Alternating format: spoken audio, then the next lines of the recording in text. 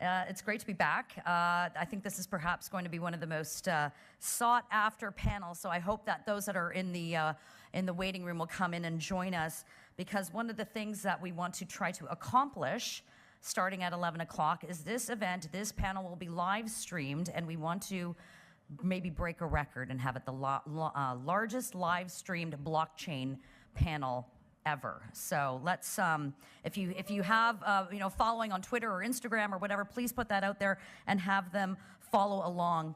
My name is Adrienne Batra. I'm the editor-in-chief of the Toronto Sun, and it's a pleasure to be back here with the Crypto Chicks, because I think what they're doing, this conversation that they're having is pretty extraordinary, and all of you are such a significant part of that.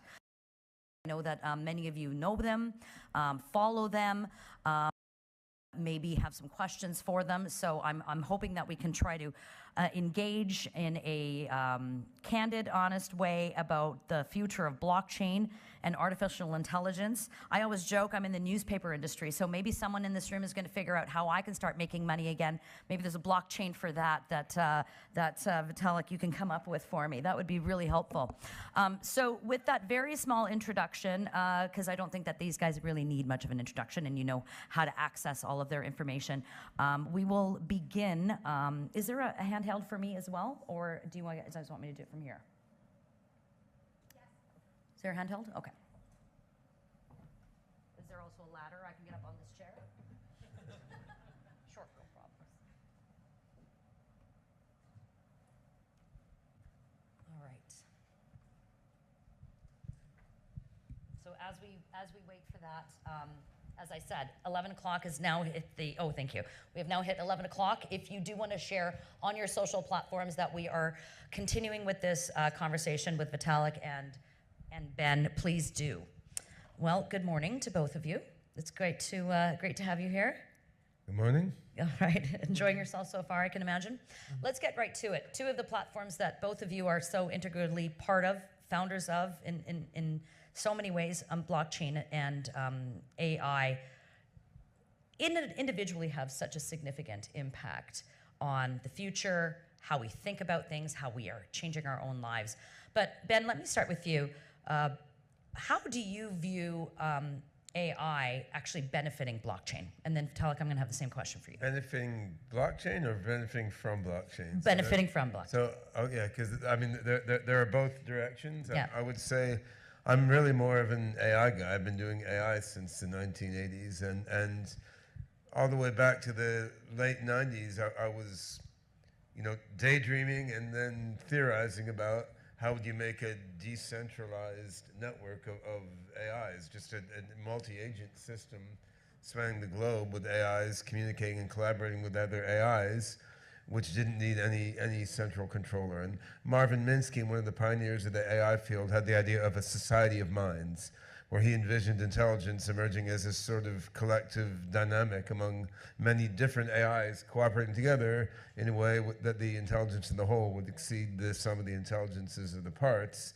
In the late 90s, it was easy to imagine how to do this, and we had distributed computing, we had cryptography too, but all the pieces weren't really put together, and it was a pain to try to implement something like that. I mean, unless we can create things which have equal or greater utility in a way that respects agency and privacy, people don't actually care enough about privacy not to use the services big companies are offering. So to give one simple example, like I use Google News all the time. At one point I got annoyed and I disabled the personalization there, and then I'm like, why am I getting all this garbage news I don't care about? The world has become very boring all of a sudden, right?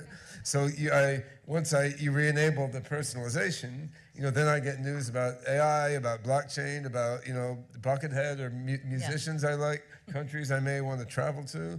But the problem is that model of my interests is opaque to me, and it's stored within the mind of some massive proprietary brain that Google is building and probably sharing with the NSA to spy on my friends or something, right? And so the service should be offered. But they're watching the live stream right now, actually. Oh, I'm sure they're watching. I'm sure they're watching many of us in this room all the time. Oh dear. Yeah. So It only took 13 minutes to get to that point. Yeah, we can say hi to the Chinese and Russian Secret Service. Hi, Vlad.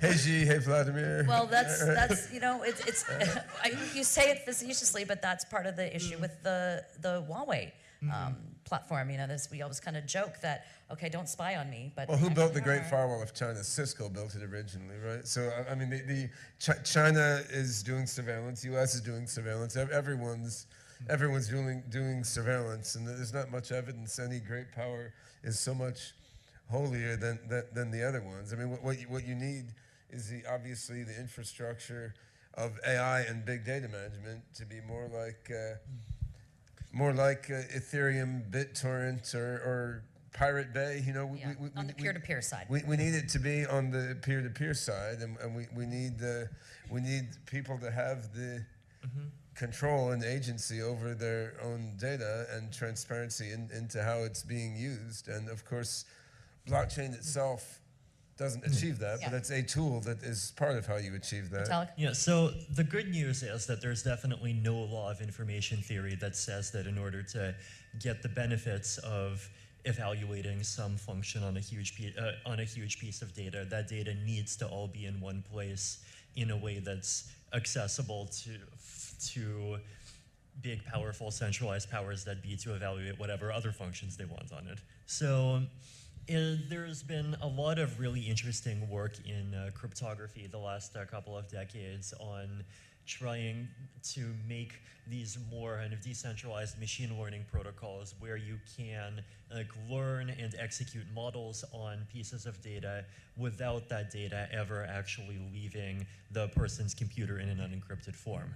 And that's something that there's been a lot of projects around in the last couple of years. There's even a lot of blockchain tie-ins here because there's at least a couple of projects I know about that are trying to make these kind of blockchain-mediated data markets where basically on the app you would hold the data and then you would automatically just participate in these markets where you would let them run some computation, and in exchange you would automatically get some kind of payment, and that would just ensure that you can get the benefits of things like personalized news feeds, and even get the social benefits of your information being part of the thing that helps train these algorithms for everyone without your individual information actually kind of leaving your own machine, right? And this is something that's becoming more and more possible technologically. On a political front, I recently wrote this article. It's right at the top of my blog, Vitalik.ca, called Control as Liability. And the thesis I made there is that while 10 years ago, having more data of your users is basically a pure benefit, because like, hey, you know, why not just grab all that I can? It's just more things that I might be able to run some math on in the future. But now with regulations coming in, data localization laws, privacy laws, regulatory agencies trying to kind of define the idea of basically regulating central controllers and trying to define what exactly is a central controller versus what is a software provider. It's actually creating a lot of incentives to build applications in ways that do minimize the application developer's ability to kind of see everything that's going on, right? So whereas if all of the data is actually being uploaded to a server in Silicon Valley, then you get like all of the political consequences that come with that. But if you're just building a piece of software where all of the data stays on the local machine and you're just building the thing that these local machines use to interact with each other, then it's much simpler for you, right? So there definitely is a kind of both technical and economic opportunity to build things that work differently than the way things have worked the last decade. But you need the data, you need the information, that's sort of the oxygen for these. Sure, well, you need the data, but you do not need the data in a form which is decrypted in a way that you can actually see it and use it for all of these other more nefarious purposes or get hacked. So let me pivot that then, Ben, to you. Within applying blockchain and in the AI. So what are the biggest challenges that you're facing right now as this sort of is an emerging area? Well, the challenges of applying blockchain in AI, I guess there's technical challenges, and then there's sort of market and psychological challenges, right? So we launched the beta version of SingularityNET platform in February. I mean, using Ethereum as the blockchain layer, and this lets you have different AI agents, running in the network where things like payment and identity management and reputation rating and so on use the blockchain, but passing large bunches of data around, or the AI processing itself is all done off chain, and you can set up sort of persistent channels between different AI agents that will send information back and forth efficiently and can last quite a long time. So then I mean, there are still a lot of technical things we would like to do that neither Ethereum nor any other current blockchain will do now. So for what we're doing now, Ethereum is actually great. It's fine. I mean, we have a set of AI agents that they live for a while. They maintain relationships with customers or with other AIs for a while. AIs can outsource to other AIs, and they can cooperate on things. And as long as these relations are somewhat persistent between agents, then you're cool. Now, in the long-term vision that we've had for a long time, we want it to be more like dynamically assembled microservices, where you would have one AI that's, say, summarizing a document, but if it encounters some complex medical terminology, in the course of summarizing that document, which might take 1/10 of a second, it could put out a request and find 10 other agents that know about medicine. One of them could create a new agent to answer questions about medicine in the exact context of that document, and then it would integrate all that knowledge into its answer, right? So if you really want microservices where new relations between agents are being established rapidly in the course of answering like a query in real time, I mean, our platform won't do that right now, and the only way we could figure out to do that now would be to just do pretty much everything off chain, which kind of obviates the point of using a blockchain in the first place. But that doesn't mean these are like insuperable obstacles, though. I mean, they're just computer science and software engineering challenges which are being worked on. So that's the technical side, but the adoption side is different and is in some ways even subtler, because getting developers to put their AI code into this decentralized platform is one thing. In many cases, they'll do it for the cool value of it. Getting users of AI, which in many cases are corporations, large and small, many of whom are not that technically savvy, but they need AI to drive their business, getting them to use this sort of weird decentralized blockchain-based network, it's an interesting marketing challenge. In some ways, it's eased by the popularity of blockchain, because the fact that you're using blockchain is perceived as cool. And also, a big company in, say, pharmaceuticals or automotive industry, they don't necessarily want to rely on Google, Facebook, or Microsoft for all their needs either. So the fact that it's owned by everyone and no one can be perceived as a plus. Yeah. On the other hand, they have to think it's going to be scalable and reliable and secure and solve all their problems. So there's that marketing issue, which is being confronted by the whole blockchain sector, really, is getting taken seriously. But you address sort of the democratization of it as well, and sort of it's quite egalitarian. So you were nodding your head when Ben was speaking about some of the significant challenges. So from your perspective, though, are there more things that need to be done, can be done, should be done? I mean, there's definitely very... I mean, you guys would be put out of business, I suppose, if there's not more to be done. Yeah, and there's definitely very significant technical challenges still to be solved. Scalability is probably the biggest one. Right now, there's just not enough space on blockchains to make these privacy-preserving cryptographic data markets work for more than a few 100,000 people if people started really using them. And that's something that's being actively worked on, and there's all of these different layer 1, layer 2 scaling solutions you'll hear about at these crypto conferences. So it's definitely on its way to improving quite a bit. Privacy is another one, and I expect privacy to be mostly improved by this kind of fusion of blockchains with other cryptographic technologies that provide all of these really magical properties of being able to like encrypt data and make proofs that work only if you have like pieces of data that satisfy particular functions. So you can use them as building blocks to build things with pretty much whatever properties you want. There's problems around like user level security is another big one. So like this idea of using your own data becomes less credible if just everyone is using them on phones that are incredibly insecure and can get really easily hacked if like someone goes into T-Mobile and like switches your phone number, which just happens to like 5 of my friends literally 3 days ago. So there's definitely challenges in this space, but very recently there's been a lot of like very good work from different parts in the blockchain space to address each one of them, so I'm optimistic. I'd say homomorphic encryption is another example, which is sort of implied by some of the comments Vitalik was making earlier. So if you want to do something like Ocean Protocol is doing, which is one of the projects that doing something as he was alluding to, lets you keep a bunch of data on your own server.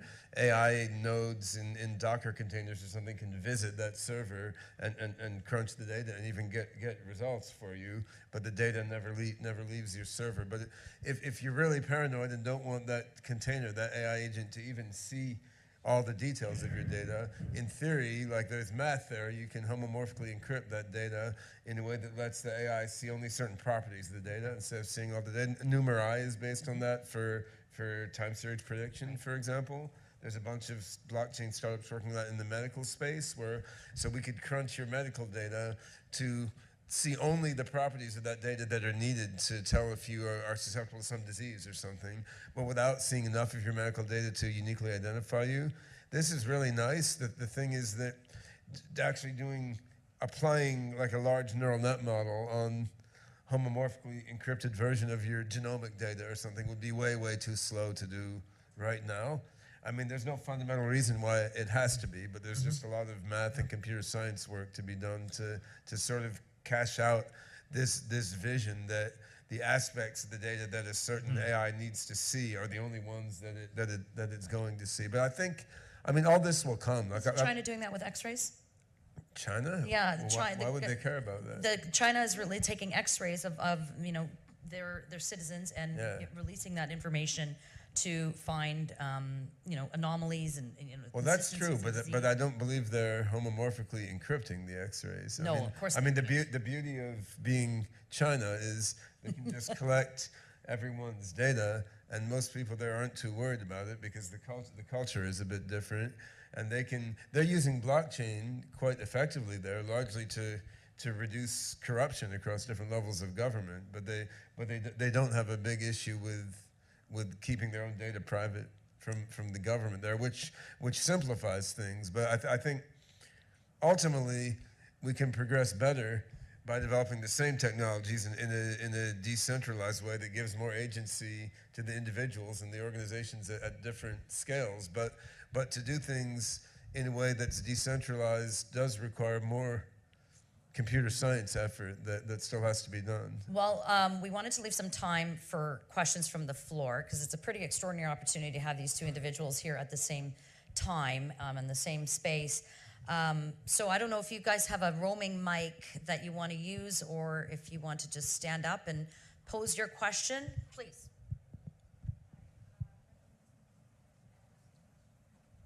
I think, ma'am, you're going to have to come a little bit closer, or someone take this mic and.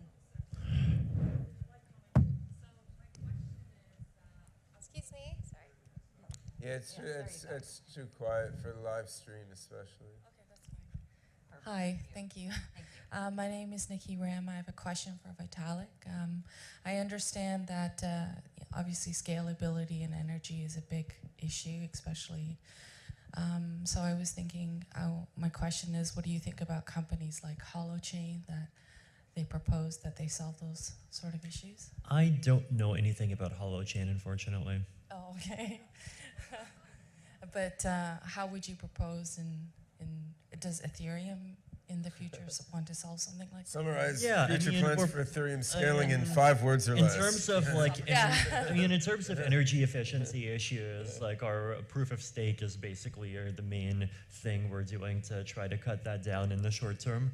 So we have test nets of proof of stake chains running for the last few weeks now. So that's actually coming very close to launching. And when that happens, we won't need all of this extremely energy efficient, inefficient mining anymore, and we can reduce the energy consumption of the network by a really huge amount.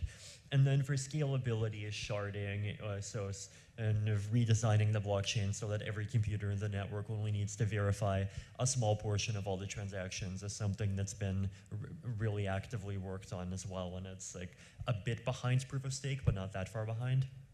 You know, I have a question for you, actually, which is, in working on sharding, for example, or proof of stake, how much are you slowed down by the need to have backwards compatibility with the currently working Ethereum network, as opposed to if you were just like implementing something new that you just thought of today? I mean, the approach that we're taking kind of is close to creating something new. Like, it's creating a new chain with like all of the different improved bits kind of coming at the same time. And the idea is that the existing chain will kind of be folded into the new system. I see. Cool. So, yeah, it's like actually not that high a cost. Like, it would have definitely been 5 times more difficult if we tried to kind of incrementally redesign the system piece by piece, and then we would have had to like keep some core in the middle that would have just stayed working under the old rules and so forth, and it would have led to a much more complex system. Great. We must have another. Oh, yes. I think we need the microphone. Thank you. It's a less technical question, and it's more, in your lives, did philosophy or math come first? Which one came first? Both of you. Go ahead, Ben. Me? Well, I guess, literally speaking, probably math came first. Like, I learned to do math before I knew what philosophy was. I probably learned arithmetic when I was 2 years old or something. But then my mother was doing graduate work in Chinese history and philosophy when I was 6 to 8 years old. So I read a whole bunch of philosophy then. But yeah, I would say in my own generation, AI was not popular, right? I mean, I learned about AI from Star Trek and Space 1999 with these cheesy robots in them. But in my generation, to get into AI, you really had to start thinking things through from scratch, like how does the mind work? What is intelligence? And both math, philosophy, biology, linguistics, neuroscience, everything plays in. And I came to computer science much later when I was like 13 or 14, because before that you couldn't get a computer to play with. But that was the 1970s. This was like before this dude was born. So Yeah, I mean, for me, when I was much younger, I mean, math was definitely a big part of my life, whereas philosophy was more like reading these fun books about whether or not you should push the fat guy off a cliff so he lands on a railroad and stops the trolley from killing 5 other people, which is like really interesting, but it was fairly academic. it depends if you can video him falling or not. Yeah, which is like interesting, but more kind of academic until much more recently. And the blockchain space is really interesting in how it kind of weaves together all of those different parts and takes from all of them. There's a question. Do you want to hand the microphone off? Thank you. So a question for Vitalik. So do you think, that in your long-term vision, you are going to use artificial intelligence to govern Ethereum and the protocol? Probably not. So why? I mean, my view on like AI and blockchains is that I think AI makes much more sense at the edge of blockchain systems rather than at the center of them. And the problem with putting it at the center, right, is that we're basically putting these algorithms in the middle of things and giving of pieces of basic infrastructure and giving them huge power over them when we have no idea how these algorithms work. The designers might have some idea, but not 100% of an idea, and then it ends up being like either it's completely opaque to all of the users of the system, or often if it's not opaque, you can do adversarial learning on it, and then anyone can figure out how to cheat the system. So like AIs and kind of quote algorithms running things often has this problem that you have to basically choose between them being opaque versus them being really exploitable if they're at the center. Whereas if you, instead of talking about algorithms, you talk about blockchains and mechanisms, so tools for different agents to cooperate with each other, then at least the hope is that you don't have a lot of those same issues. And I mean, the AIs can participate in the mechanisms. I mean, I would say that before too long, it will be de facto AIs that are governing whatever are the dominant blockchain networks, quite possibly Ethereum. I mean, simply because if AIs are doing most of the business and AI-run DAOs are the next Google, Facebook, and Baidu and whatnot, it's going to be AIs that are owning the tokens and that are doing the voting. And who can, I mean, is it really going to be feasible to put an "Are you a human?" test every time you vote?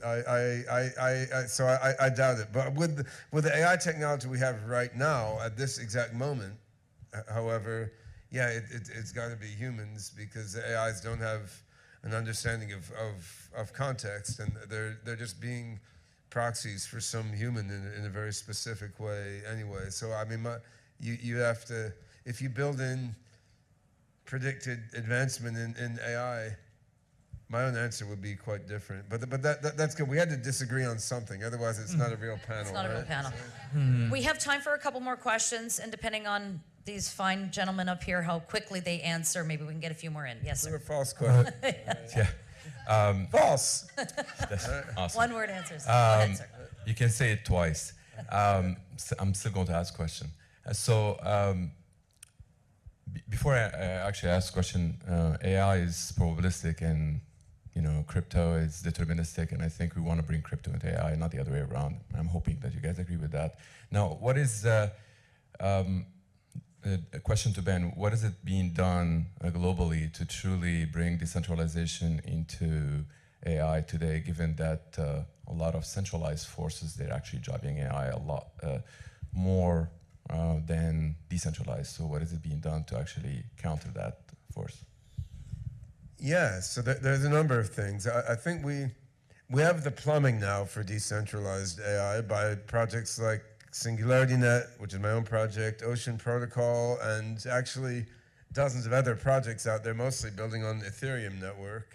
And so we have the plumbing now to do decentralized AI. And as you are aware, since you are the co-founder of it, we've created an industry alliance called DAIA, Decentralized AI Alliance, which is sort of bringing together around 50 and growing different projects using AI and blockchain together, and interoperability being the next challenge there. So it's a network of AI networks on blockchain. So there's of course more work to do, but if we take for granted that sort of the decentralized AI plumbing problem is now solved. I mean, as of this year, with things like SingularityNET and Ocean actually shipping, working reasonably scalable betas, then it's adoption, right? And that comes down to, usability. Can we make these as slick to use as TensorFlow or all of Google's various tools? And then it comes down to marketing among users and developers, none of which are trivial problems, however, and a lot of us would rather work on the nitty-gritty algorithmic and computer science problems than on marketing and community building. And these big companies that you mentioned are very, very good at these aspects of marketing to users and to developers also. So I think we are moving on to a phase now where the question isn't like, can decentralized AI work, or is it way, way ahead of its time or something? The question is now, can we get people to actually develop for it and use it when there's insane amounts of money being spent making centralized approaches really appealing and really easy? Whoever's running the shot clock here keeps giving me more time.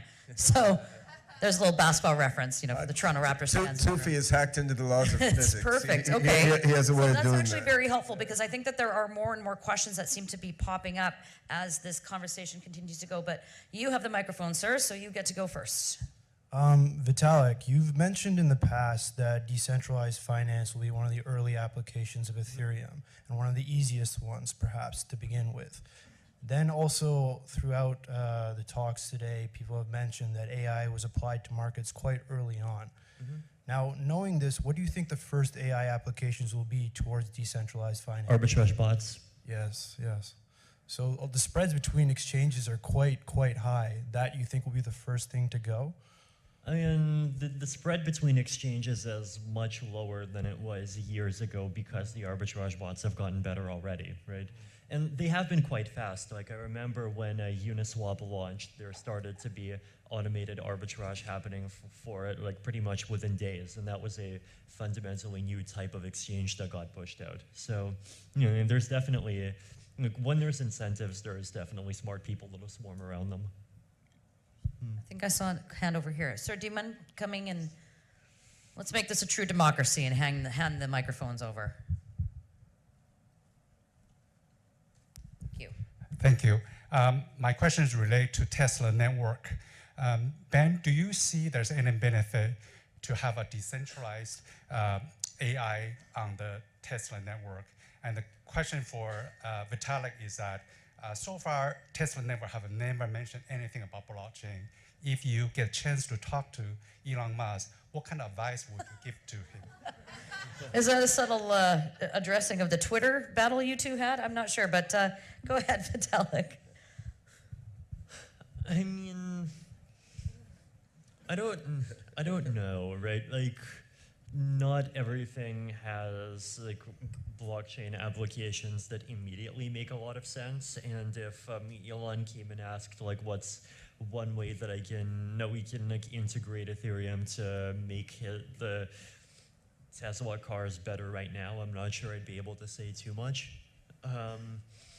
In the longer term, when we have things like blockchain-based markets and for different infrastructure and markets for data, and a lot of these applications get integrated into supply chains and so forth, there probably will be more things, but it's not necessarily the ideal kind of first use case to start trying to push out to millions of people with. Well, I could tell you one application that would be very critical as you move toward autonomous driving. I mean, you have many different companies doing autonomous driving with computer vision systems, and one issue you have is that given the deep neural net systems used for computer vision now, these systems stick overly close to their training data. So if something bad happens in the road, which is a situation that wasn't represented in the training data, the car won't recognize it, and then it'll run over that zoo animal, or it will react in a bad way to the truck that veered across the median of the highway or something. So on the other hand, what's happening is each company is keeping its own data from its own cars because that data is valuable to creating their autonomous system, right? So what you should have happen is, okay, if different companies making fleets of autonomous cars need to keep some of their data private to tune their cars better, let them keep it private, but they should be sharing data that's critical to human safety among all the different companies making self-driving cars. And this sort of thing where you're sharing certain aspects of data and you're keeping private other aspects of data. I mean, in principle, this is something that blockchain with homomorphic encryption, multi-party computation, various of these computer science tricks should be really useful for. And again, though, the core application I see there is for sharing of data and processing among multiple entities that don't necessarily fully trust each other, meaning competing self-driving car companies. Like solely within Tesla's own network, it's not obvious there's a huge immediate application, but the application I described would be highly valuable, and probably Elon Musk would get that and would be interested in it. But I would say everyone who's trying to build amazing new technology has a long list of problems to solve, and then it's a matter of when does something jump to the top of the list, right? But perhaps Elon is watching this live stream right now, and your question will start a new collaboration among the three of us. All right, we know we really are coming down to the time crunch. I have time for 2 more questions. Yes, sir. This is for both Ben and Vitalik. You brought up several points that, on one hand, advocate decentralization, but also at the same time seems to create some inconsistency. One is, as you actually provide data on a publicly open decentralized system, through sophisticated algorithms, we can at times predict who these people are. So some of the anonymity vanishes with time. And secondly, the idea that, the idea that AI can help move away from the dominance of a few players, but the reality is there's only a few players who have the intellectual capital to build these systems, and the rest of us who may not quite be in the same position to be able to control that. I wanted to get your opinions on those two. Well, so first of all, I would say decentralization is not one system of organization. I mean, it's the opposite of having an oligopoly or a dictator, right? So just as in politics, you say there's no dictator or no collection of oligarchs ruling everything, that doesn't tell you what the alternate system is. It just opens things up. So, I mean, decentralization is like that, and that's the beauty of the flexibility of smart contract-based frameworks. I mean, you can script many modes of organization. So some decentralized systems of organizing AIs and peoples would be horrible and much worse than the current centralized systems.